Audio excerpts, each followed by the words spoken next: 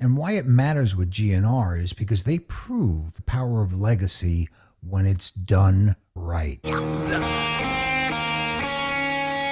Welcome to the podcast, Appetite for Distortion, episode number 547. My name is Brando. Happy New Year, you bad apples, and Happy New Year, Peter. Happy New Year, Peter Napoliello. How are you, sir? I'm great, Brando, and happy 2026 to you too. It's crazy. 2026, and you celebrated it just a few hours before me here in New York. You're still in Estonia, although it looks like you can be in a discotheque right now, anywhere in the world right now with your setup. I love your Well, setup. I'm putting together a new addition to my studio. When I had done my radio show a few years back, when COVID hit, they closed the building down. So I elected to build a studio in my house. And in this part of the world, getting gear and getting the right equipment, wiring, etc., is like pulling teeth. So I was able to finally get it together, and now I'm starting to put a lot of video stuff in now. And I'm really entertaining doing a podcast, believe it or not. I'm going to cross over to the dark side with you guys, but I just got to learn a little bit more about how social media works and the algorithms and things like that. Podcast. The everyone in the world and their mother has a podcast. It's going to be 10 years, 10 years that I've been doing this podcast this year because that's the amount of time that of the reunion, the Guns N' Roses or three union, whatever you want to call it. So if you're not familiar, Peter, the former senior vice president of promotions at Geffen, EMI, and A&M Records, he has been on this podcast a few times before. I believe this makes number four, which Number four, yeah. I feel like the old days of the Johnny Carson show where I'm a repeat guest. you're a fan favorite. And with under the guise of New Year's and Guns N' Roses, of course, I want to. I'm not usually somebody who does New Year's resolutions because you shouldn't try to change something about yourself every day. And it's just, I don't know, it's just like a fun thing you can say you did. I have a New Year's resolution to do this, but on the show I have a New Year's resolution, and that's to get better at crediting listeners, which I do, but I feel like I've been slacking lately. I've been because my son is usually running around during interviews, so I feel like I have to keep so focused on the guest and get in and out before he freaks out. Right now he's at the park, so I'm able to know I have my thoughts together a little bit. So shout out to Desi Benjamin, who first was the one who recommended you come on the podcast. Yeah, this Uh, is my boy. Desi Long, old school promoter of Manager. men Manager. manager. Yeah, Okay. he had Face to Face. He had Mark Curry, who was an amazing artist. And Desi had a company called Subculture Entertainment. And yeah, he was really great. A great guy. I'm still a close friend of his. I still speak to him, and I love him to death. He's in Las Vegas now. Okay. Yeah. Yeah. Other than you, I mean, actually, I was talking to him this morning on Facebook, which you and I speak through, just recommending guests, and I appreciate that so much because that's how this podcast has lasted. I wouldn't have known. Obviously, Peter Napoliello, for those who know, in the know is a name, but it's just unless it's in the liner notes of a GNR song, it's just a name I'm not going to come across. And I've been so lucky to learn about your life and to like get inspired by you. Like you've just been very. That's why I'm looking forward to talking to you again today. And you were like, "Hey, let's do another one." So this was like your idea, and I was like, "Yeah, of course. Why wouldn't I want to talk to you again?" So I got to get better at shouting out listeners like Desi about. And again, I got to say to Matthew who helped me get Juliet. I don't know if you met Juliet because she was dating Izzy during the times No, when I you were never met there. Juliet. I never Okay, because did. I saw Alan was that though. very Alan actually had reached out to me. He listened to that episode and he had nothing but amazing things to say about her. So it's just crediting those, and I also need to credit, and you'll help me because this goes to the promotion part of it and everything. It's how it's getting things. I have to make corrections, I guess, on this podcast, which I do when I remember. I guess I sometimes it's obviously my fault. Because it's not a daily news show where it's like the evening news and you can make yesterday's corrections on the following show. I'll do it on maybe a podcast down the line. I'll talk about it on social media. So one, I need to correct. I guess myself, which wasn't a mistake. I had on a few episodes ago Dan Cleary from Jane's Addiction, who did the last tour from Guns N' Roses. This was the last tour of 2025 before they go on to this year. The first tour apparently they have done without McBob and why am I forgetting? There's their stage man Tom Mayhew without the Mayhew brothers since like '87 or whatever. So he was the tech during that time. And I was like, "Oh, did you get to do since you filled in for McBob? Did you get to do ladies and gentlemen, you wanted the best. Well, they didn't fucking me." He's like, "No, no, that's Tom." Actually, Richard Fortus and a bunch of other listeners DM'd me saying I was right. It is McBob who does that. So Oh, there you I go. thought I was wrong. Because why would I correct the guy who was out on tour with GNR? I didn't know. I didn't know. So now we're going to go back to a pretty big correction I need to kick off the year with, and it's with somebody you know and you worked with, Alan Niven, back in the day. You were there for Appetite and also Lies and Illusion and the Illusions.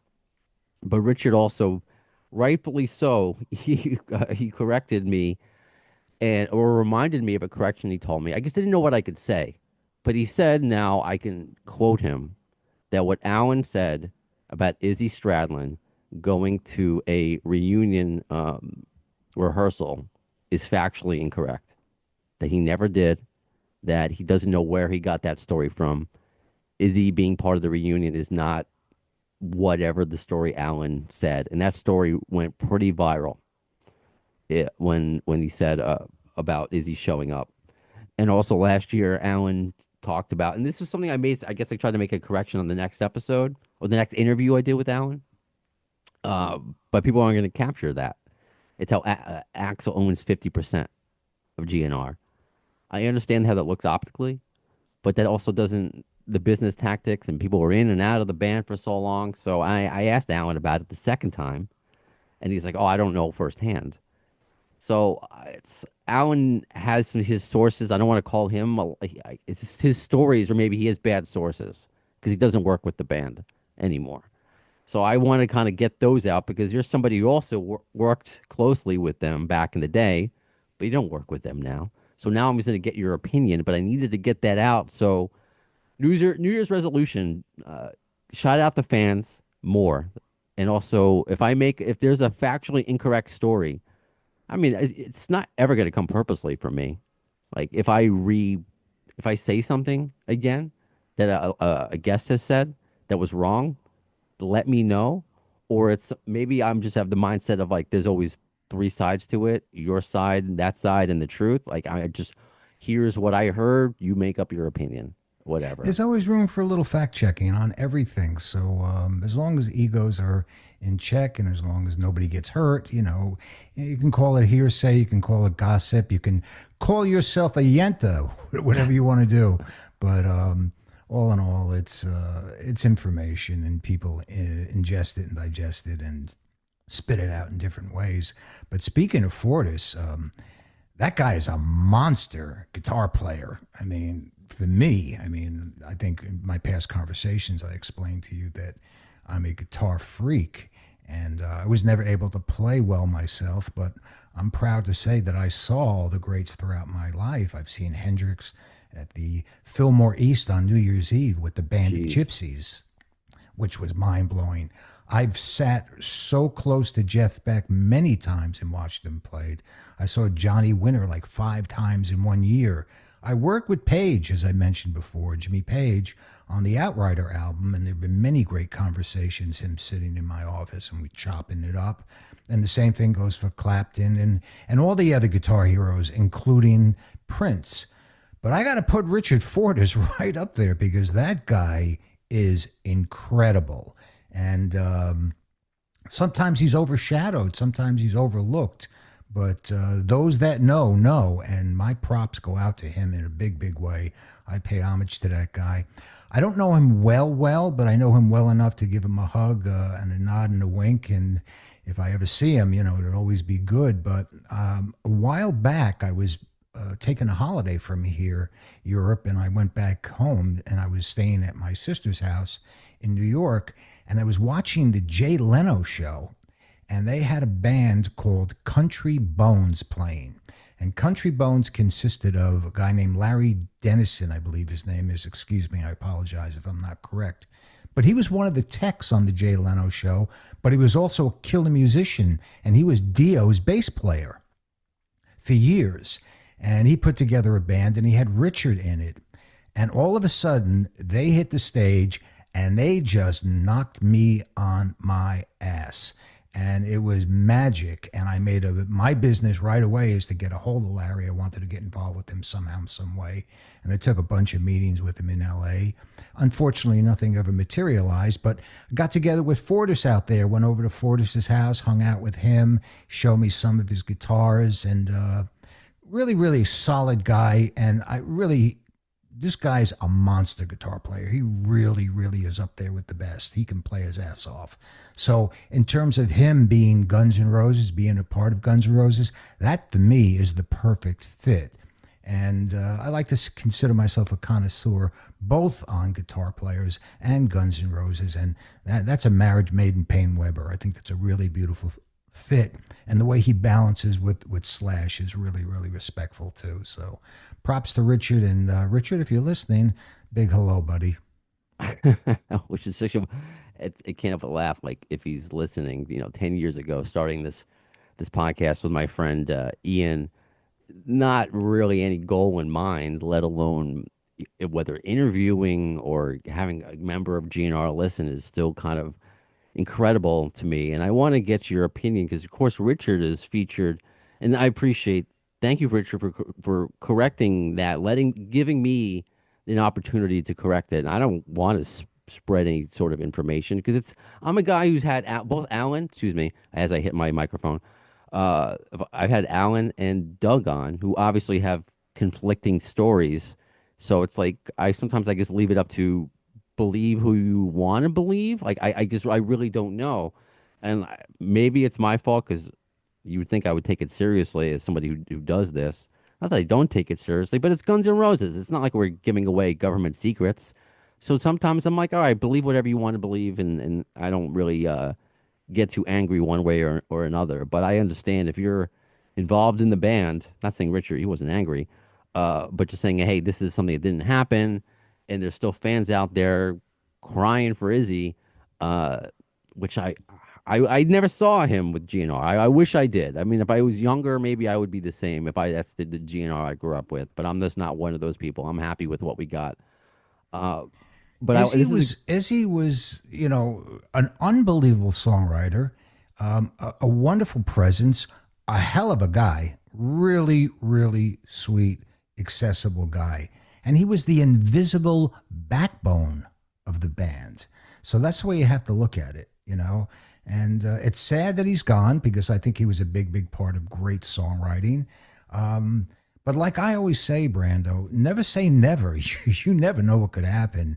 You think about the origins and the myth building around this band, and the LA explosion and why it matters. And you got to tell yourself that Guns N' Roses just didn't arrive. They detonated, from Hollywood Rose to LA Guns to Guns N' Roses. That whole Sunset Strip scene with the hair metal polish. This evolved into something that you really can't put into words at certain times. But what was and what is now are very, very different, but it's still relevant and it's really great. And, the early gigs, the chaos, and the reputation lives on. you saw so much of the evolution of taking this band that nobody wanted, right? And then having it become Lies, stripped down and using the EP and then losing. How did you, oh, you know what? Let me bring up, as I said, I want to be better with my New Year's resolution. So rather than just saying, oh, a listener asked me this, because while I look it up, it's how did the label respond to Izzy leaving?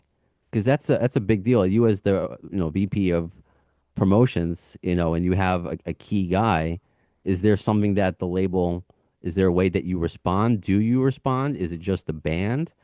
Uh, so actually, this is from Marty from Michigan. So Marty actually used to be in a band called the London Souls, with Tommy London, who now is on Sirius XM. Sorry, I needed to say that. Marty is a nice guy. So he wants to know about how you guys felt about when Izzy left. Is that how does the label feel about a band change or member change? Well, first and foremost, we were numb to anything because so much transpired before that record was even made Hmm. with this band. So it was like anything was possible on any given day. It was heartbreaking. There was a lot of, I don't know how to put it being politically correct, but there were a lot of side taking, a lot of accusations why he left. Nobody really knew. It just happened, and it happened quick, and the transition happened quick. So it was almost like they didn't miss a beat. He was gone, and they moved on, and the show went on as the same way that happened, the same way it happened with Steven when Steven left. You know, Storm stepped in, and it was upward and onward, and it was like a freight train. But speaking as for myself, I mean, of course I was devastated. I knew relatively soon that there was going to be something solo coming from Izzy, and Juju Hounds was great. And, you know, you got to respect his reason for leaving. Now, there's a lot of things you mentioned, conflicting stories, and people have different interpretations, and people fact check. There might be a lot of things that I've said and that I'll say tonight that people might contradict and might say, no, no, no, no, no, that's not right. And that's okay. But Izzy left for his reason. He got tired of it. He wanted to be in the biggest club band in the world. He didn't want to be in the biggest stadium touring nonstop every night in a different city. And it was serious enough and hurtful enough, and he was trying to deal with sobriety at the same time, that he made a conscious choice.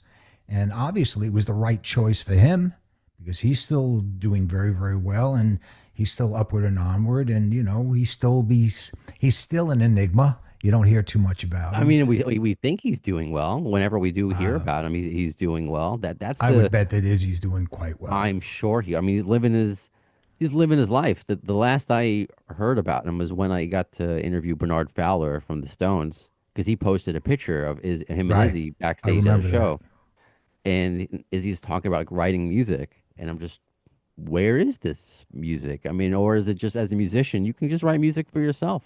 I mean, it's so because there's still fans not just clamoring for him. It's crazy. Again, 10 years into this reunion, 41 years into this band, 2026. Uh, and we talk about Richard Fortus, who's been in the band for so long and is contributing to these, new, if you want to say new-ish songs, who's getting praise, not just from you or I, but there was a whole post from Duff McKagan about it. It's just, it's just interesting to still have these kind of conversations about have these storylines, still be storylines all these years later. Fans are passionate and they want to hear more from they want to hear more from Izzy. They want to hear more from Guns N' Roses. It's like, is there a band like this that has, they don't have the biggest catalog. There's this totally offshoot Chinese democracy era, which is really its own storyline. I mean, with all the bands that and artists you've worked with, like, is there anyone that can even compare to this as far as the storylines and the potential controversy and the actual music being backing it up. Like they're not all controversy. They're actually backing it up with the actual talent. Is there? No one comes to mind for me, like on that on the same level. For me, no. For obvious reasons. I mean, if you think about it, this started, like I have said before, they gave birth to the music, we gave birth to the career. And let's look at it honestly.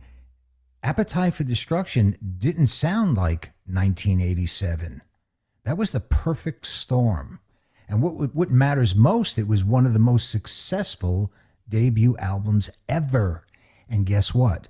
It almost didn't happen. Recording of that album, budget production, studio tension. You talk about the label doubts and the risk tolerance that's involved. How about radio resistance and MTV's delayed embrace? The list goes on. Controversial album artwork. And you look at it in today's world, nobody would tolerate that. No label would put up with anything that's in that record. And I had a big punctuation mark at the end of that comment. You Mm, know, Appetite was the album that refused to behave.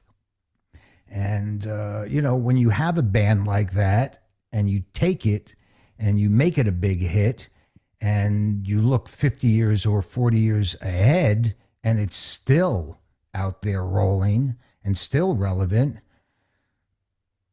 there's a stroke of genius there, and you got to control that chaos, it and is there's no something doubt special. that Axel, he's unstoppable as a lyricist and he's a perfectionist to boot. Not to mention, he's a force in nature, coupled as being one of the most understood men in rock. And I've said this before Yeah. with you, Brando. A lot of the stuff that he deals with and a lot of the things that he portrays, there's a lot of misunderstanding. And you've got to respect him because he's a man of conviction and he sticks to his guns. He's not politically correct. He doesn't play the game. He sees it his way, he does it his way. And I admire people like that. And it doesn't jive with anybody because he's a lone wolf when it comes to that. Not too many people and not too many artists, or better yet, not too many entertainers, be it in film, music, or television, are like that. He's one of a kind. And then you add to the chemistry of him and Slash, you know, and Slash can't be replaced. And you throw in Duff's punk image, Adler's old groove, and that swing drum sound of his. And as I said before, the invisible backbone of Izzy, that was a time and a place. And Do you remember because you shared some photos online, and I've shared them before, including leading up to our conversation. Do you remember the time and place with you and Slash, and Izzy, where that photo was taken, or the one with you and Axel? Do you remember those photos yeah, with? yeah, yeah. I remember like it was yesterday. That was in Northern California. I believe they were opening for Aerosmith on that tour. That was the Aerosmith tour where they were out there doing the dates, and I want to say it was the Pacific Amphitheater, if I'm correct, but it was not in the Southern California area. That was up north, and I jumped on a plane and went up there and hung out with them, and that was early on. And let me tell you something, that show was incredible. They really were great. See, that's something, and I admit it. I think that's lost in a lot of personalities today, and I hate to group myself into a personality, somebody who makes content, who has a microphone. I feel like I'm a little different because I'm old school radio, and I had to do it before everybody and their mother had a podcast.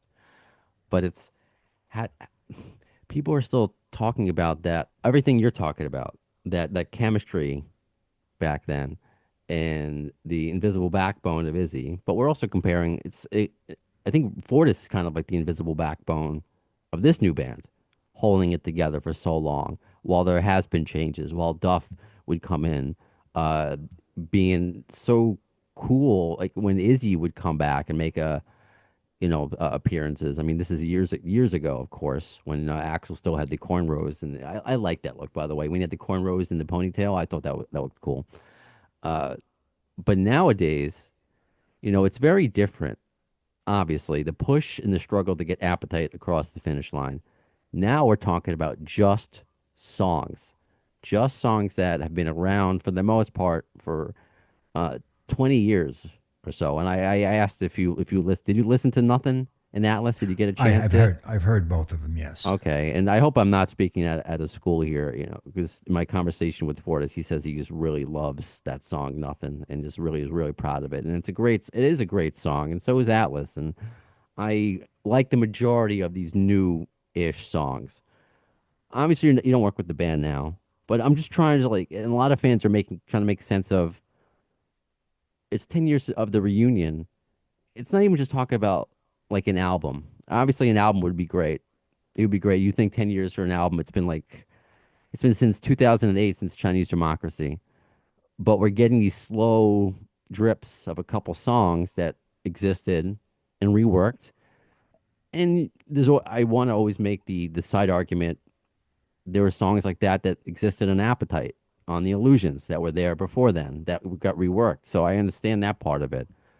But as a promotions guy, I'm just trying to think what's the end game? Is it just the slow leak of like, hey, we're going on tour again. Here's some updated, fresh, unreleased material.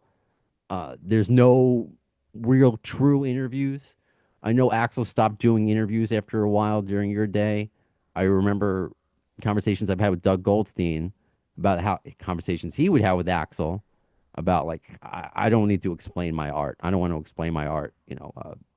If this famous artist, if Picasso didn't explain it, why do I have to explain it? Or Alan Niven saying you got to get because they're going to make up stories about you. So you know what? I'm going to make up stories in the press for you. And Alan would release stories about Axel like killing dogs or something, which was obviously completely false. Got the media to react the way that he wanted and just manipulating them. Now we get little to nothing, pun intended. Do you have what are your thoughts on that? It can be very frustrating as a fan, and there are many fans that are frustrated. I have there's a little frustration on my part, but I have other priorities. I have a son. I'm not going to get all twisted about new GNR music at this point, but I'll leave it here. My wife actually made a joke the other day about the lack of new Guns N' Roses music. Miss Dave Matthews fan. So it's infecting my home now, the lack of music. So I'm just curious of your thoughts of just the lack of communication with the band when they released these new songs. They was delayed 2 days without mentioning why or what happened. It just keeps going, just like when they lost Sorum or Izzy, or Well, Adler or Izzy. The train keeps going. well, let me put it to you like this.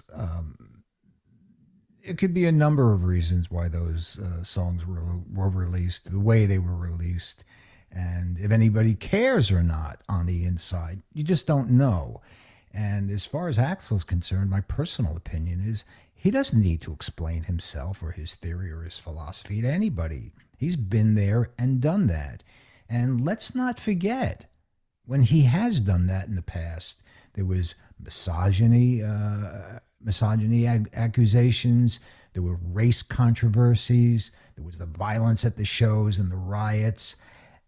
They were never about political correctness, that band. So, if Axel has something to say, believe me, he's stand up enough to get in front of a microphone and he'll say it. But as far as interviews are concerned, now they got nothing to say. They're too busy out there doing their shows, and they're doing a bang up job, and they're performing, and that is exhausting. The schedule they're keeping, the pace that they're going at, it's nonstop. They just keep going and going and going and going and going. And I got to give it up. He looks great too. He looks happy. I mean, I see a lot of the snippets on the internet. He's smiling now. There's more interaction with the fans as he's exiting a car, or if he's in any particular city, he's going up and he's signing things. He's got a great smile on his face. He looks like he's getting into really, really good shape too. So I'm happy for him. And my personal opinion is he don't need to do interviews. And if the time comes to do an interview, if there's a new record, a new album that drops, or something that he feels he needs to explain, he'll step up. You're right. If he needs to say something, because he was saying a lot of things on Twitter for a while, but it's a double-edged sword. I think more now than ever. Because whenever Right. Axel did explain himself back then, people would still find a way to make him the enemy. It's funny. I'm Especially halfway through. now. I mean, we I live know. in a new dawn.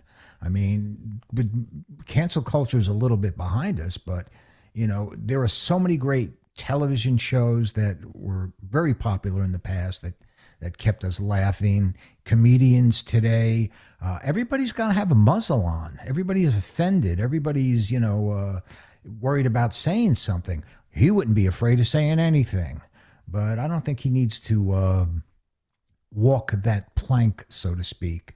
I think he's better off focusing on routing out that tour, staying in great shape, getting out there, giving the fans what they want. I think it is the smart way to do it because again, as much as any fan, I'm not even just talking about selfishly on this show, like to dare to dream. But I'm just saying, like, if he was on Ed with Eddie Trunk or Joe Rogan or something like that, I don't know. It just would be the way people treat artists today. It would be dissected to a point where I don't even know if it could be enjoyed. Because there's always like the fan base that enjoys things. And I guess this is a question I wanted to ask because you mentioned how Axel, because he does look great. And it's always funny when somebody still tries to make the fat jokes, which he was never.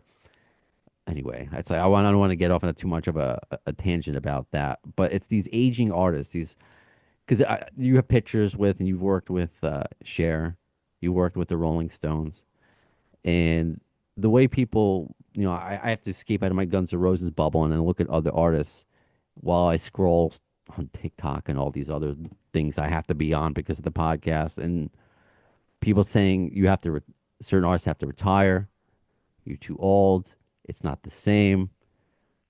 I just don't agree with that. Like, even Frankie Valli, which is clearly a tape, and I don't think anyone's trying to like lie to you. I mean, the guy is like 90 something. He's just out there. You get to see him while he's alive, kind of thing. I feel like we have to shift how we treat our aging artists about if a woman who doesn't fit in the same spandex like she did in the 80s does today, or Axel, he can't, you're expecting 63, 64-year-old Axel to hit that same scream. I know it's not the same. You want it to be the same, but it's just not. You're not the same. I'm not the same. I have less hair.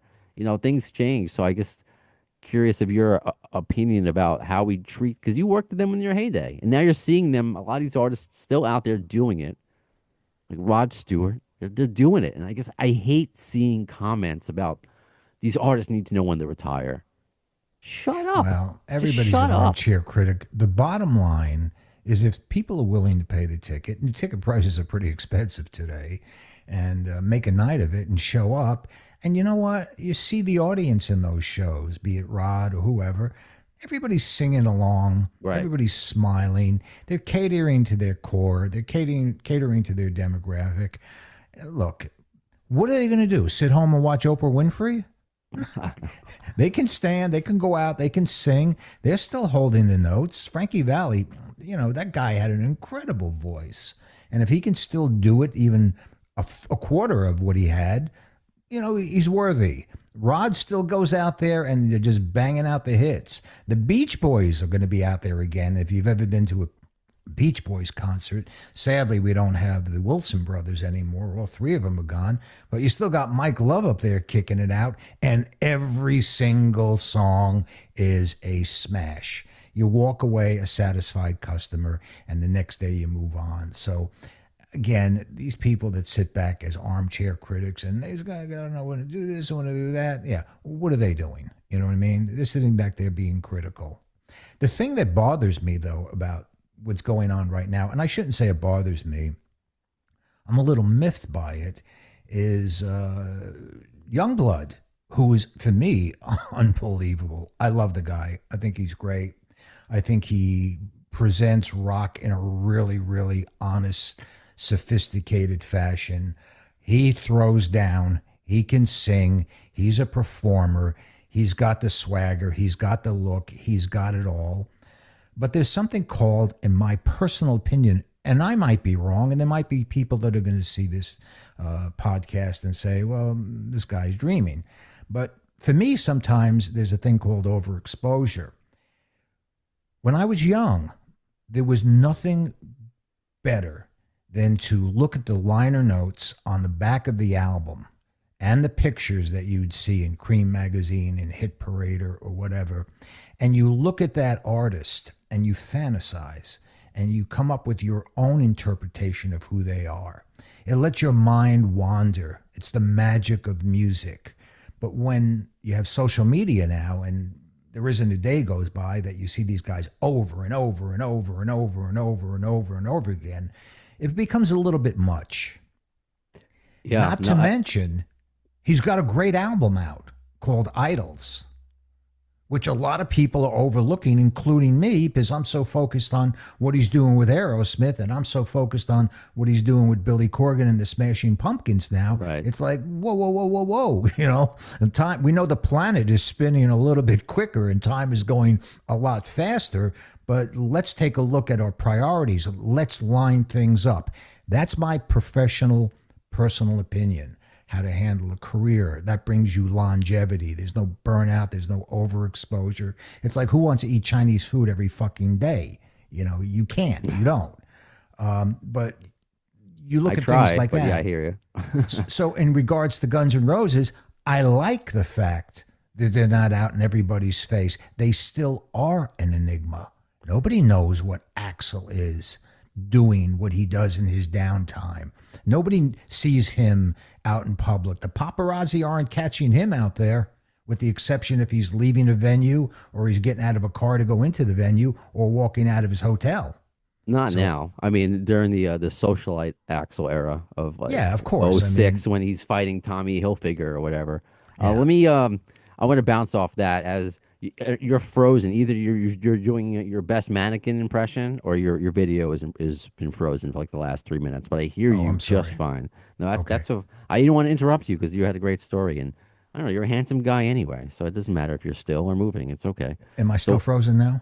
yeah, you're still frozen. I'll let you know when you're moving, but I just want to bounce off because it was brought up recently, and this will help bring up another fan question as well. When I had Matt Sorum on recently, and Matt played on that album with Aerosmith and Youngblood, and when I asked him about that, he kind of compared doing Youngblood, having the Back in the Saddle cover with Guns N' Roses covering Sympathy for the Devil, how they were the Youngbloods of that generation. And I didn't, Matt said what he said. I didn't want to push back, which I don't agree with. I understand that from an abstract sense, where you just want maybe more vibrant name on a very popular song to be out there. But what you're saying is true, where Youngblood has his own album, which I'm not overly familiar with. I've heard maybe one or two original songs from the guy, but I know more about him, his work with Aerosmith, and now the song with, which I believe is his song, but it's more about doing it with Smashing Pumpkins, and it's just interesting. And you read the comments. I think the over promotion is doing him a disservice because he has talent, but there's a lot of rock fans that just feel like he's just either either by him or the artist, that they're either like you're using each other for like, which I guess is kind of the point of being like, hey, I'm working with these established rock artists. Oh, hey, I'm staying relevant by working with this young guy. There are a lot of fans who feel that way, but he's obviously extremely talented. Just because it may not be my favorite, I don't want to be. Then I'd be a hypocrite. If somebody doesn't like Guns N' Roses, somebody doesn't like Axl, I don't need to convince them. So it's everyone has their own prerogative as far as what they enjoy, and he's fine. I just a little annoyed with the he's here to save rock music kind of thing. I just that needs to come organically, just like with GNR, that came organically. That there's no one here to. The last time I'll let you take over, and your camera is still frozen, FYI. Remember when the Is it my Strokes? camera, you think, or it's Zoom, or is it your camera, or I what? don't know. I'm moving around. I don't see. I mean, we can pause. You know what? You can shut off your camera and turn it back on. See if that works. Let me give it a shot. Hold on. You can, and we can. I'll leave this in. This is I want to be real on this podcast, and that's the organicness I'm talking about. It's when people can sense that, whether it's in music, whether it's wrestling, which I talk about a lot. When someone's, and I'm not saying young blood is not real or organic, but I think it's the machine that is really making them seem not that way and forcing it, like they did with like, hey, the Strokes are the new band, the Vines, the Hives, and they were like all the bands, and they aren't really they're around kind of except for the Vines, but they didn't save rock and roll. It's I don't know if someone's gonna save if rock and roll if it needs saving, it's not gonna be by some sort of self-proclaimed not he by a media proclaimed self savior is what I'm trying to say. Am I back up or am I still frozen? What do you You got are now? frozen as a turkey. Well, it's cold up here in Estonia. Winter has finally All right, so arrived, I'm going to but stop your video and then I'm going to have it pop back up. I'm going to ask great. you to start the video again. and All see if right. that works. And I just And now started you're again. moving. Look at that. I should have done Rock that and roll. 10 minutes Okay. ago. But now you're moving. We heard you. People got to see my face move, which is I know that's very enjoyable. But no, that's something else I kind of wanted to bring up. It's not a correction because I started the episode with like, hey, I want to make corrections if a guest says something wrong or if I say something wrong. But there was a lot of like when I posted that clip about Matt, like people are like really like. But I also would be in defense, and I understood that. I didn't side with Matt's. Hey, the Guns N' Roses was the young blood. They already were an established act. They already had like hits, and they promoted their album. Like you knew they had their albums in addition to these collaborations that they did with Young Blood. Yeah, it's. Thank you for your point of view because as a promotions guy, like it just seems promote what he's doing. Don't just promote Well, the look, collaboration. again, strictly solely my opinion. I love Youngblood. I don't think he's saving rock and roll, but what I do think he's doing is he's got a massive young audience base out there that needs to know what rock and roll is. They've been That's fair. spoon fed a lot of shit and they really don't know. And if they can rediscover Aerosmith, the greatness of Aerosmith, and if they can rediscover the prolific sound and the songwriting of Smashing Pumpkins, so be it. But again, my opinion only. I'm Capitol Records, which is signed, which has Young Blood, and I got a brand new album. I want to work that album. I don't want to cannibalize it with doing side projects. I don't think Youngblood, whose real name is Dominic Harrison, I don't think Dom is one of the type of guys saying, "Oh, look at me, I'm playing with this guy and I'm playing with that guy." No, I think he's out there having fun. I think he's a really, really solid human being. And if you've really followed him and seen his interaction with his fans, he really cares about his fans. A lot of his fans suffer from a lot of emotional distress. That kid is hugging them, consulting them, making them feel like they're one. He is doing great, great, great humanitarian work as well as making great music. Watch That's this guy. important. Watch this guy's older material. He had a little bit of an emo vibe some years back. He's been around for a minute. He's been in the UK. He's gone through some transitions, some changes. But let me tell you something.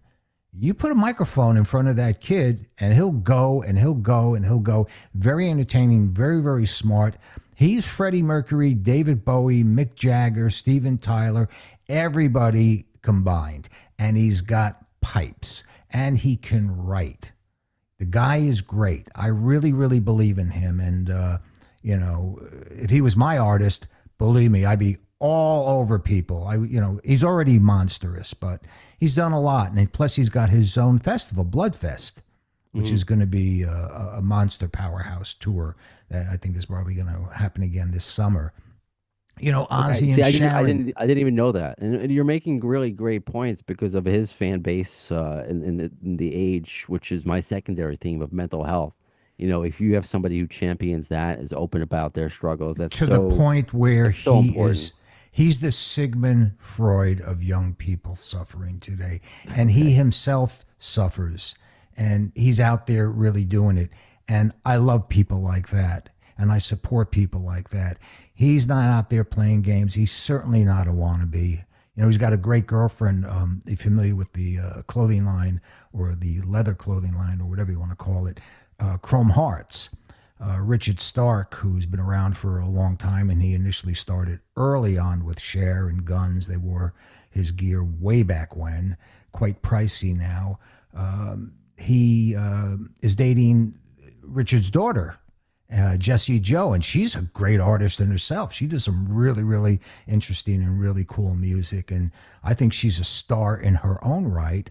And he's wearing a lot of that gear, all his leathers, that Chrome Heart stuff, and he walks around. The pants he wears constantly are Iggy Pop's. They say Iggy on the inside. They were made originally for Iggy Pop, and they were gifted to him by either Jessie Joe or her dad, Richard. So he's sporting those. But try to catch some of his interviews. He recently did Bill Maher's podcast. And Okay. he sat down in a nice controlled environment. He holds himself well. A good guy. He's a good egg, and I think he's worthy of everybody's attention out there.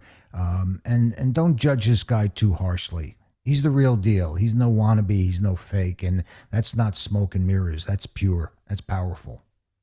Yeah, that's why, I couldn't have said it better than you. I don't want to ever come off like a hater, and I would be such a hypocrite just because it's maybe my not my thing, but I respect it all, and I understand. I'm stuck. I'm 40. I'm in my early 40s. I'm almost stuck in what I like already. I'm seeing it. I'm more. There's very little. I want to like new things. I sound so desperate. I want to like new things, but it's difficult at times. Again, it's not saying I don't like young blood. I just want to represent what I see online, and that bothers me too. Where it's like, hey, he may not be my favorite either, and it's not like I have anything specific. It's just I like Guns N' Roses. I don't know what else to say. Uh, we should stop trying to He in the he rock recently community. We should stop bringing each other down in a he way, and recently that's did something. He recently played with Slash and Bruno Mars and a few other musicians recently. Have you yeah, seen that? that's an interesting, and that's something I didn't talk about online because I don't know how I had to feel about it. Maybe you can help me. So yeah, it was Slash, Duff, Youngblood, Bruno Mars, I think Anthony Kiedis, and Chad Smith from the Chili Peppers. Mhm. Sure, if I knew about it because it was apparently in New York City, I would have went. But uh, it was a business. It was like an office Christmas party. Some like rich business, and forgive me, I'm not remembering like who specifically it was for, but that's basically what it was. It was like a really rich business party, and it was kind of like, whoa, these guys could still play birthday parties like at their level. I mean, the money obviously was really good, or they just like playing and they had an off day. I don't want to come off a certain way because I don't want to put my hands in anyone's pockets and saying, "Oh, that's not rock and roll." I don't know. I don't know how to feel about it. That's why I didn't. I did. There are a lot of people who sent me those articles and those videos when they came out, and I said nothing because I'm like, I feel like whatever I'm going to say is going to come off negative, and I'm just like, all right, that's kind of cool because they're covering songs. It's not like they were playing. I don't know. It was just weird. It just came off very weird to me. It was very cool. I'm sure. Again, if I had access to that party being in New York, I would have went. But it just seemed very strange at the same time. I don't know if you got that opinion at all or those thoughts, or you just thought it was cool. I don't know. Am I thinking Look, too deep about it as usual? I have a philosophy. I don't subscribe to success becoming the enemy. And clearly that's a success. Sometimes you got to read the book. You can't just read the cliff notes. And getting back to Youngblood and him as an artist, he's real. So look at it as if I'm your stockbroker and I got a lot of credibility with you.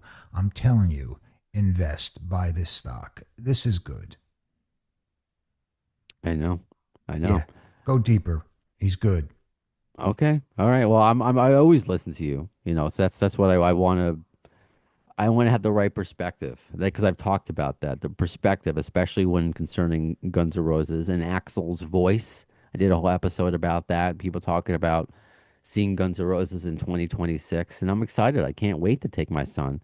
I'm going to go to Saratoga at least. I don't know if there'll be more shows than that, but at least to go to one show and take him. But it's perspective. It's all about the older artists I told you about. You worked with Cher, and she got inducted into Rock and Roll Hall of Fame, and people were criticizing her voice. I'm like, it's Cher, man. Like, what Yeah, are we come doing? on. Like, She sang back up for Phil Spector with the Wrecking Crew back in the 60s. I mean, that woman's got history. She has survived a business dominated by men for forever, crossed over into films back and forth. And today, she's still relevant. I mean, if there was a tour announced, people would show up. She could go do a stint in Vegas. She could do a lot of things. So you can't take it away from people like that.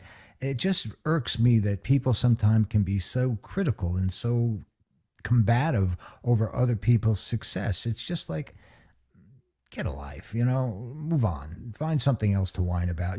They're the same people that say, oh, the sky's too blue and the water's too wet. They kvetch, kvetch, kvetch. They chill out. I, Life is short. Enjoy it. Live for now. Don't live for yesterday. Don't think about tomorrow. Be here and now in the moment.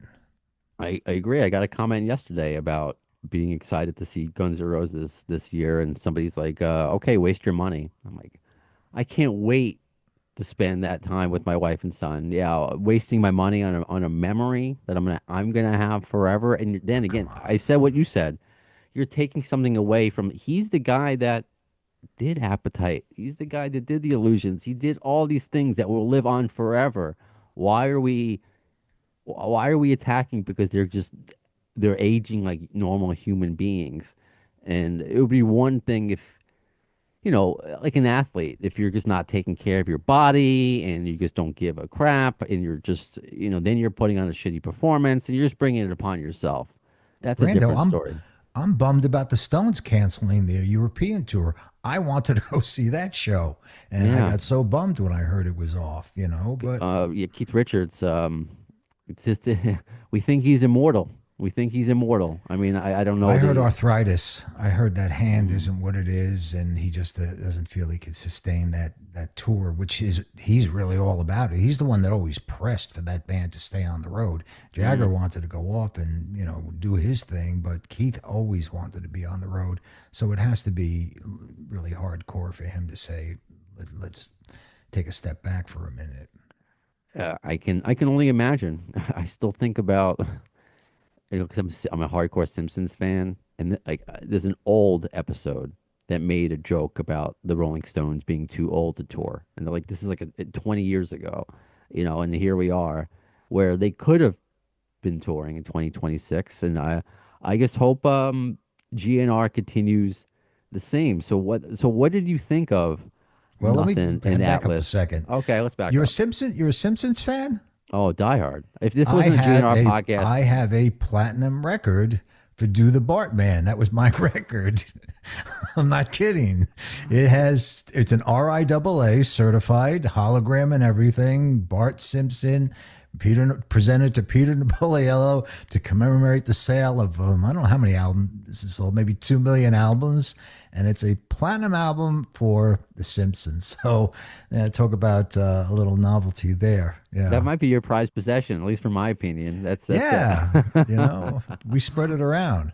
See, that's what I was into when Guns N' Roses were still out. And late. I was into Do the Bartman. If this wasn't a Guns N' Roses podcast, it would be, maybe a Simpsons podcast. So yeah, Well, it's thank you. You contributed to my Christmas bonus that year. I appreciate it. awesome. No, I Yeah. love that. I'm going to get another question because I from listeners, because I said I want to do the good New Year's thing. What were your thoughts? This is coming from Orlando, and Anderson. I believe he's from Texas. We spoke about earlier how the band kept running when Izzy left, and they got Gilby. Uh, Everyone speaks so highly of Gilby. I believe he was on that label, and everyone participated. He was on Geffen, but it wasn't released on Geffen. Like he wasn't. Do you know if there was thought like what happened back then? Why Pawn Shop Guitars wasn't released on Geffen, even though he was an ex-GNR member and he basically had everybody on Guns N' Roses on the album? Do you remember anything about that? I honestly don't know. What label did that record come out on? Do you remember? I will. I don't remember, but I will look it up. I thank Orlando for his question. My listeners ask better questions than I can ever even dream about asking. So we look up pawn shop guitars, not pawn shops near me. What are we doing? I'm not going to a pawn shop in Forest Hills, Queens. Because Uh, Gilby was signed to another label prior to him really getting involved with Guns, right? that I don't want to I see. would I guess guess I'll if have to that I'll was have to correct this. It was released on Virgin, by the way. he might have Uh, had a solo deal on Virgin where contractually he was obligated for all futures too, which would have automatically made that record be released by Virgin by default. Hey, Virgin was a great label. I mean, Geffen, Virgin, whatever. But who knows? okay. Well, I got you here, and I'm so glad that my son must be having a great time at the park. I thought he was going to come in here like a tornado after like 45 minutes.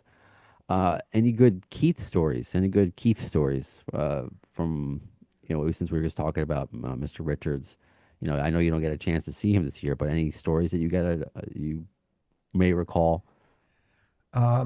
No, but I mean, Okay. well. I put it this way: I was weaned on the Stones. The Stones they shaped my childhood. They shaped my teen years. They could do no wrong.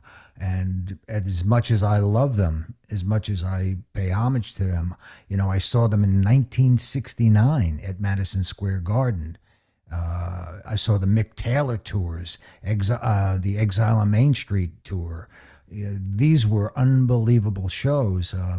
The trials and tribulations of Keith Richards and his decadent rock and roll life. I think every artist out there, from Izzy to Joe Perry to many, many, many more, Johnny Thunders, they all wanted to be Keith Richards. He's the mold that broke. But you know, personally, I don't think they made a great record since it's only rock and roll, and it happens. They get to a certain point where maybe they're not hungry anymore. Maybe they're so caught up. They're a little bit older. They don't have that same magic in songwriting. Steel Wheels was a great record for me, but everything else in between that came during the late 70s and the 80s, like I was never a fan of Miss You and songs like that and No. Emotional Rescue. I thought it was a little redundant. They might get pissed off on me saying that, but it's just my opinion as a hardcore Stones fan. It's pretty amazing and pretty surreal when you're 13 years old and your father brings you home a record, which was the case with me, called English Newest Hitmakers, the Rolling Stones. And I went up into my bedroom and I put that record on, and Not Fade Away, it opens up with. And I trashed my fucking room. And that was it. That was it. I was all about the Stones from then on. So, I love them, and I didn't catch all the tours, but I was ready to catch this one, thinking it might be the last one. And sure enough, boom, it got pulled out from under me. And it hurts a little bit, but there's always the memory. And like I said, they were one of the bands that were very much an enigma. They weren't out there doing press all the time.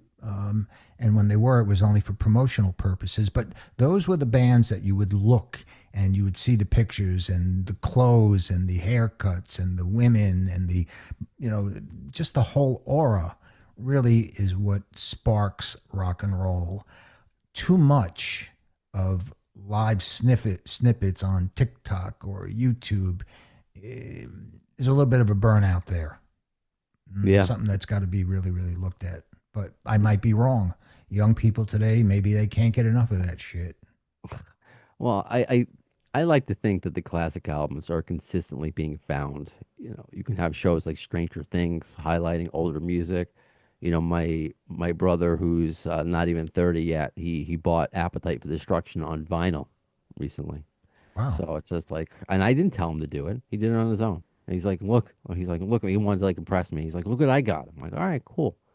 I didn't make like a big deal out of it. I wasn't like, I was like, all right, cool. I didn't want to buy. I don't want to like with my son. I know I act like I'm kind of pushing. I'm not really. He's 2.5. What am I really pushing on him, other than to stop drooling so much? That's like the big thing with him. Like, why are you still drooling? Like a Saint Bernard. Like, let's. You know, that's legacy, man. That's when a band outlives the band, and that's the magic of it. So that's really, really It cool. is, and that goes in obviously to bring it back to Guns N' Roses, and a lot of people have your opinion on like your opinion that you shared about the Stones, and just pointing that towards GNR that they're a fan of a certain era.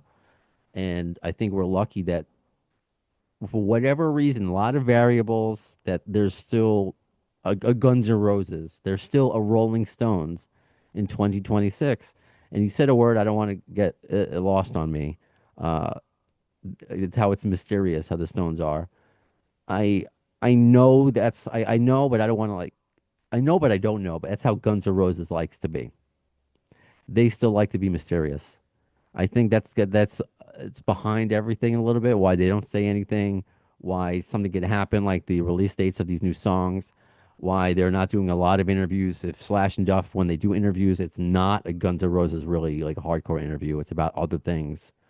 If they do GNR stuff, it's always like very politically correct, or this is, yeah, sure. It's nothing, it's never a Guns N' Roses interview with those guys, like specific ever.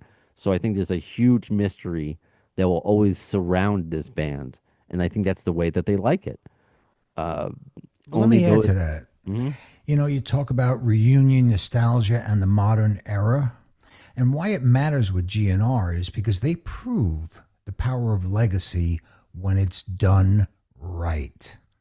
The Slash and Duff return, the economics of not in this lifetime tour, the fan forgiveness, okay?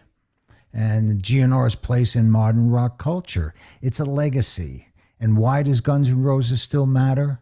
Why are they what they are? It's because GNR is bigger than a band. It's a fucking case study. And that's the way you got to look at it. You Yeah. know, it's a case study. Yeah. Its influence on grunge and hard rock, Appetite, the all of the Appetite cultural status. It goes on and on and on. And young artists today can learn from their rise and fall. They're one of the last true rock bands with a great case study of why chaos sometimes makes great art. And this is what people forget today, because so much of it today that's shoved down people's throats is manufactured bullshit. And this certainly wasn't. You have such a way with words. That's why you Well, should get a podcast. oh, A let case me tell you, study. A case Brando, study. Come on, that's I'm going to beautiful. do it. And let me tell you something. I'm going to talk shit on this podcast because I got nothing to lose. You know what I mean? I'm out to do it, but I'll I let you know about that. But I want to if get you're to that looking at it point in life. realistically, it's a case study. Their place in modern rock culture is relevant. And like I said, young bands and young people and young aspiring musicians or artists of any kind can learn from these things. The good and the bad, and that's what I love about Guns N' Roses, and what doesn't exist today is how it could be manufactured today. Axel and Slash and all of them, they didn't manufacture any of that.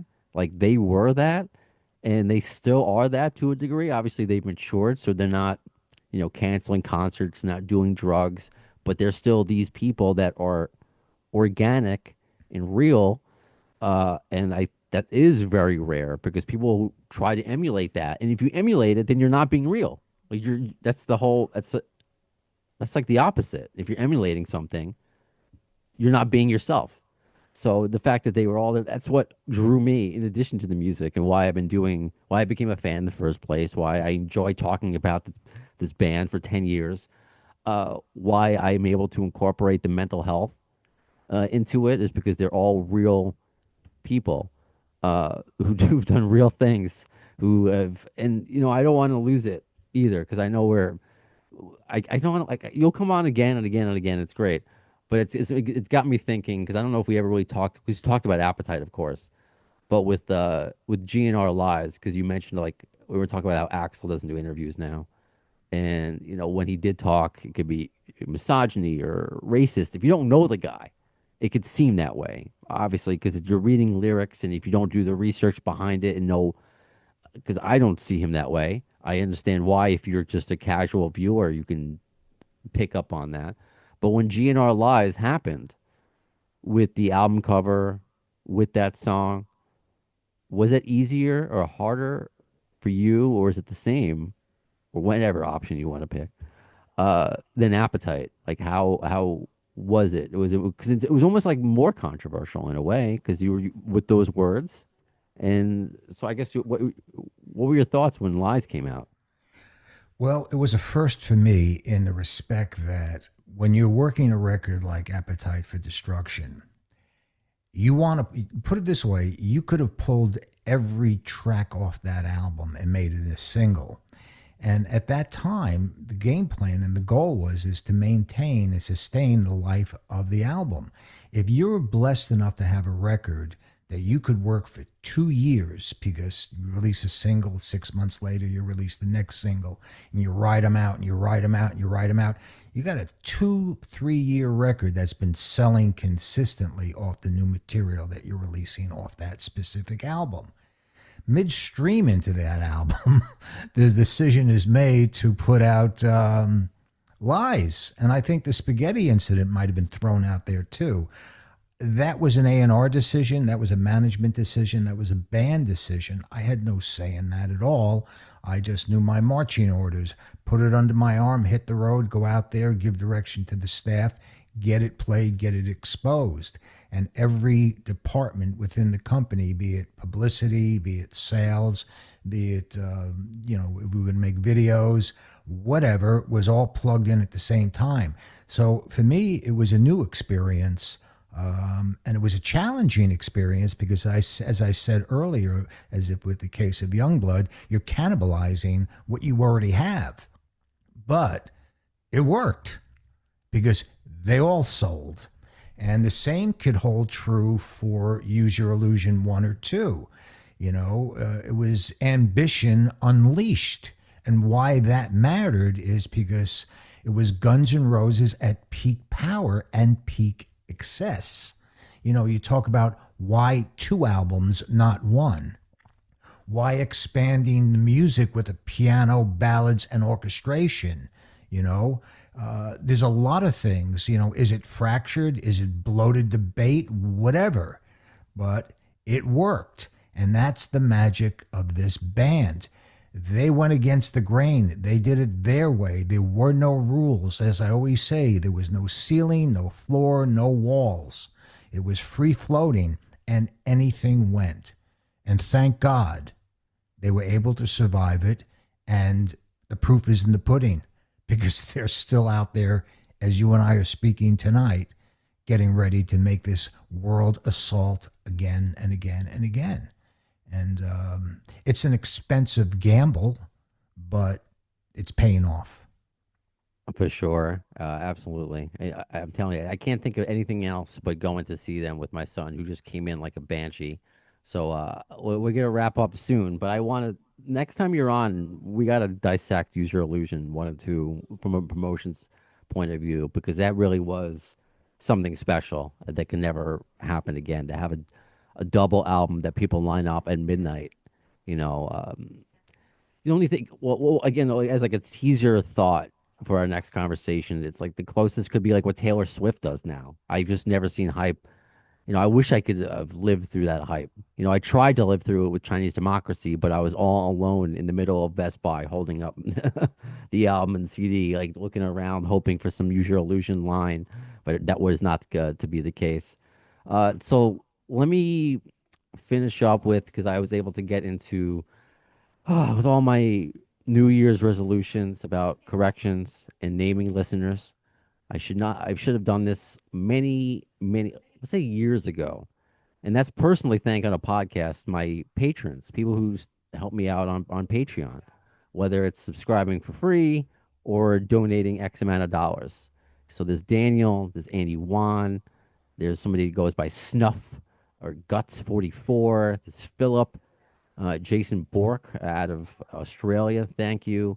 Amanda C. Kimberly, there's 2 Amandas here. Jason Lloyd, also from Australia. It's crazy. I have a good listenership in Australia. Stella, Jeff Beers, who else? Janine, Phil Johnston out of the UK, who I once referred to as that guy, who appreciates that I called him that. The one time I did a giveaway, Peter, and I would love to do more, but like I said, he lived in the UK. So luckily, one of his friends was in visiting New York. So I had to, and we couldn't meet exactly because New York. Just because you're both in the same city doesn't mean you're close together. You could do this. You can Uber a package. So I Ubered. It was the 40th anniversary Guns N' Roses book by Martin Popoff. I got 2 copies of it, and I signed it. He asked for me to sign it, Phil. I signed it and I Ubered it to his friend at the hotel that she was staying at.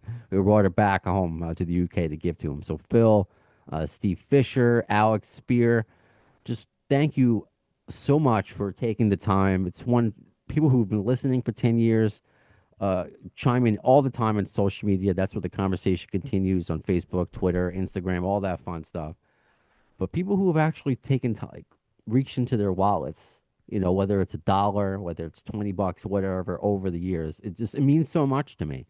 You ask me a little inside for breaking the fourth wall, which I do all the time. You're like, your camera looks so good. It's just a nice little $50 camera that I bought because of my patrons. I try to keep all the money that I earn from my real job to put towards my son. I look like I haven't gotten tattoos in a while. Everything I make goes towards him.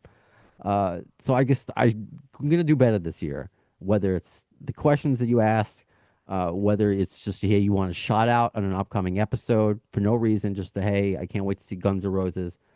If like a guest like Peter, if I announce that he's coming on, you want a question, you just want to say, hey, I really like Garrett Smith. He remembers your last episode, previous episodes. He was excited to hear from you. Garrett Smith from Texas. He's a great I think it's musician. it's been 2 years since the last time I was It on. doesn't feel that way because we talk. Yeah, and time Because we flies talk. though. Time really Because flies. yeah, every now and then, Yeah, we I'm chop it up lucky. hard, buddy. You and I, we chop it up hard. You're nice, and I don't expect this from any guests that I have. You'll just because I guess it saves on long distance calls. You call me through Facebook Messenger, and we just chat every now and then. How the kid, how's life, how you feeling, and you're not promoting a book. You're not out to get something from me for any. No. You're doing it because you're a nice guy. Well, So Brando, thank let me you. say this too, and I say this, hopefully, I say it for your fans right now. You've done an incredible job, and you stuck out 10 years, and it's like people think this stuff is easy. This stuff is a lot of prep work. You've got to be in a good mood. You've got to find your guest. It's like mining, and every once in a while you get a little bit of a gold nugget.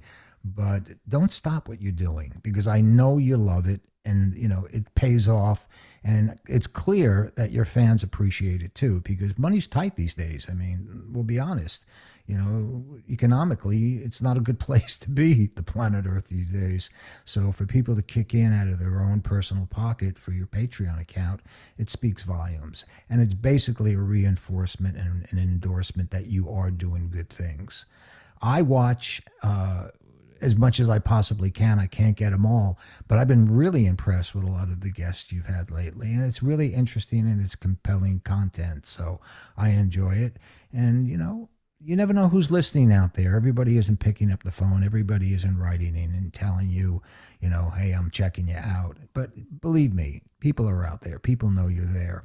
I had a young gentleman who's from Estonia. His name is Ardo Kivi, and a little shout out to Ardo. He's a great musician. He had a great band called the Dead Furies. And he wrote me today. He said, hey, you're going to be doing an interview on Brando's podcast, Appetite for Distortion. And I said, yeah, it'll be number 4. He goes, oh, I don't get a chance to listen to them all, but I love it. So you got a big fan here in Estonia, and he has a great band. He's a really cool guy, and has a lot of good things to say. So you're out Cool. there, man. There are people there that are aware of you, and just keep on keeping on, buddy. Well, thank you, Peter, for all the on and off air conversations. I enjoy doing it. It was certainly not something I thought would happen because I've been in radio for 20 plus years. And, it's funny. I spoke to my mom yesterday and she's like, do you still like doing radio? And I still like doing radio, but working from home now, it's completely different. So this podcast has kind of really worked its way into my creative heart to kind of take over the actual radio part of it because I'm lucky enough to interview certain people and, like you connect with certain people. And now, like Harrison, you're back. Do you want to say bye to Peter? Do you want to come here and say bye in the podcast? Are you eating your, no? Okay. He's too, hey, Just what are you make eating? You eating sure. cheese and crackers? Yeah. Okay. I can't Brando, wait you're for gonna his first interview. well when you bring him to the show, you're gonna do the headsets for him, right? Oh yeah, yeah. We have a Yeah. headset. Even Okay. there's a picture I'm staring at. What? You're not eating? You're eating crackers? Okay. he's at that phase where everything is no, and you have to kind of have reason with him, where like, is it this or is it that? Like you have to let them choose. It's very interesting. But I'm actually Just thank staring your at a lucky, just thank your lucky stars that he's not doing shots of Jägermeister. not yet, but I'm looking at a photo of him from like a year and a half ago. So he was, Shauna, how old was he when he went to Dave Matthews the first time? 7 months. 7 months and he had the thing on. So I mean, I've seen younger. When went to go see Newfound Glory in the Offspring last summer, somebody brought like it had to been like 5 months, something like that, and had like a pretty like big apparatus around their head, and the baby seemed completely happy. You saw the But Offspring? yeah, I saw the Offspring. They were I great. love them. They're a great First time band. seeing them. Yeah, I was really, I'm glad I got to see them because they're a band I had never seen, They're good. and I've always been a fan of their music, and I always save the money for Guns N' Roses. That's kind of been always like my college days. I went to a lot of concerts, but ever since then, it's like saving whatever I got to go see Guns N' Roses. But yeah, he's got his headphones. We already tried with Paul McCartney. I think I told you that, right? And McCartney was pretty loud. So I mean, he survived. We would have left if we saw he was uncomfortable. He's Only out time there touring again too, isn't he? yeah, we saw him. We saw him a That's few a months show I ago. want to see. That's a show I want to And see. then I haven't people seen like that. he's a name I didn't bring up that he doesn't sound. He sounds like he's in his 80s, but it's Paul McCartney. I don't. Why would I want to see anyone else if they sounded just like the record? I wouldn't want that. I got to see Paul. So it's the Yeah. same thing. I got to see Axel. I understand that Adler singer is great. I understand there are people who do like. I'm gonna put it out there in the universe. Like if there's ever an opportunity for Todd Kearns to join Guns N' Roses, I know he's in Slash's band, but he can sing Guns N' Roses songs, and I think he would be a great like backup vocalist for Axel and make it sound so strong. I guess add him. Don't get rid of anybody from Guns N' Roses. Just add Todd Kearns to GNR. It's Hey, I want to ask whatever. you real quickly. I forgot this. What do you think of the new drummer? I I think from all accounts, because you're a musician, I'm not, so I can't tell I'm a a wannabe difference. musician. That's more than I am. That's more than I am. All right. Uh, but by all accounts, he's great. But with me, with drummers, it's so much about the personality, and he seems like he has a great personality. He makes Yeah, me he's feel got the good about look. being short because we have a short guy in Guns N' Roses, just so I feel represented. But like with Frank, I just like that he was a New York dude, and so I miss him. I know that may not be the most popular. If you look at the comments, a lot of fans didn't like his playing, How could you and are happy not? with people didn't think he was right for Guns N' Roses. That's how, if I'm giving an overall consensus of the majority of comments that I see, people Right. didn't think that he had the right feel for GNR. And a lot of people are ecstatic that Isaac is in there, that it hasn't been like this since Adler, even with Sorum. So I'm happy about it. I mean, they seem to be firing on all cylinders, so I have no problem with it. It's just with Frank, I liked having a New Yorker in there, and yeah. What's he So, but doing now? I follow him on Instagram. The side shows, just like different appearances. I don't know if he's in a band Right. currently yet. But actually, let's end here because I asked you before, and I asked you to do some homework before the episode. What did you think of their new-ish songs, Nothing and Atlas? What did you think about them? Because I would love to hear your opinion. You were there for Appetite. Now you got a Chinese Democracy reworked, reheated. Nothing, nothing like put me on the spot. The Guns N' Roses songs, you know what I mean? They're easily identifiable. You hear it right away, you know it's them. It's like every time you heard a Led Zeppelin record, you know it's Zeppelin, you know. So it's Guns N' Roses material. It for me. I mean, nothing could ever touch the Appetite album or the Use Your Illusion material. But it's Guns N' Roses is Upward and Onward. Those songs are 20 years old, at Yeah, I don't least, know. right? I don't know the exact, but rough because Atlas was recorded during the Chinese Democracy days, and I'm pretty sure nothing was the same. I don't know how much was done. There was a leaked version of Atlas, which sounds kind of similar to what the new version sounds like. So I don't know how much new could have been done to it. Both credit, speaking of drummers, Brain, who hasn't been in the band in a very long time. Robin Fink is even credited. on there. So I'm happy to hear it. You Well, if that know, was the case, I mean, I know that Chinese Democracy, I mean, that was 10 plus years in production. There was a lot of studio hopping going around, producer changes, the media ridicule versus the musical quality. So I don't know if all of those factors are a reflection on the making of that record, but, it's great. Look, any new or relatively new Guns N' Roses music is good by my ears. You know what I mean?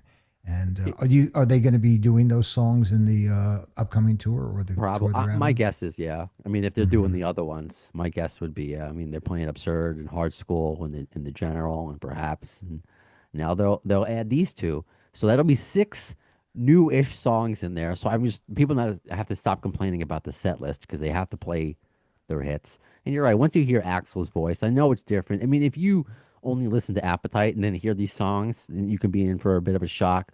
But if you listen to Chinese Democracy, you're not in for a shock.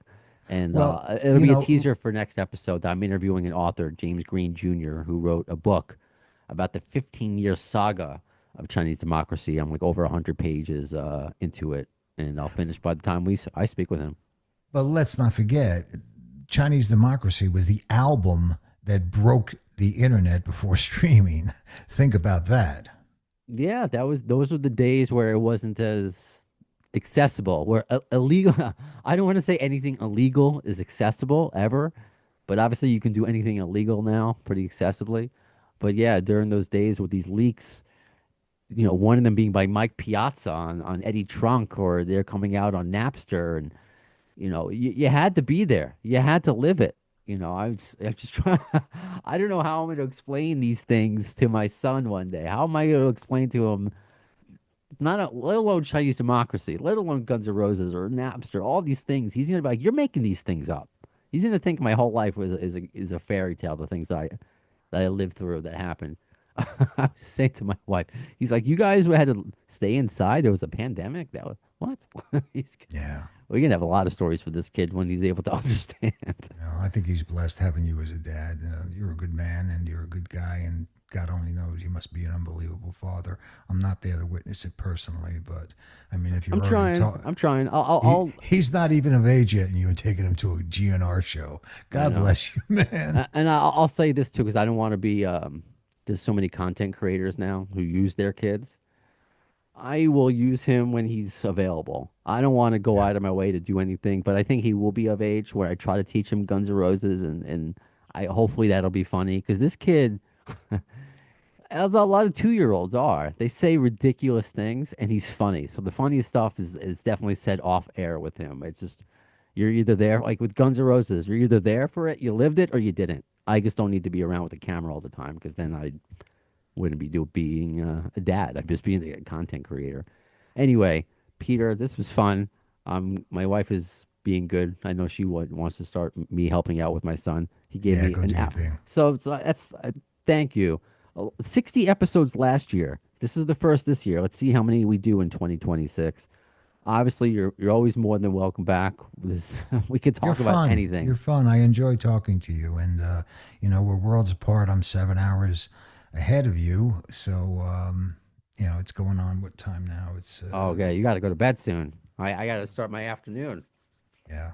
But anyway, Brando, God bless you, man. Happy 2026. Stay healthy, stay focused, stay positive, and we'll be in touch. And God bless your audience, man. Thanks for listening and keep tuning in. Thank you, Peter. And that All does right, it for this brother. episode of Appetite for Distortion. Don't forget the conversation continues online, Facebook, Twitter, Instagram. You can email me at the afdshow at gmail.com. afdpod.com is the website. We can find past episodes where you can make any sort of donation. You can ask me questions, any of that fun stuff. So the next episode, which I said will be with James Green Jr., the author of that Chinese Democracy book. When will you see that? Well, in the words of Axl Rose concerning Chinese democracy, I don't know if soon is the word, but you'll see it. Thanks to the lame ass security, I'm going home.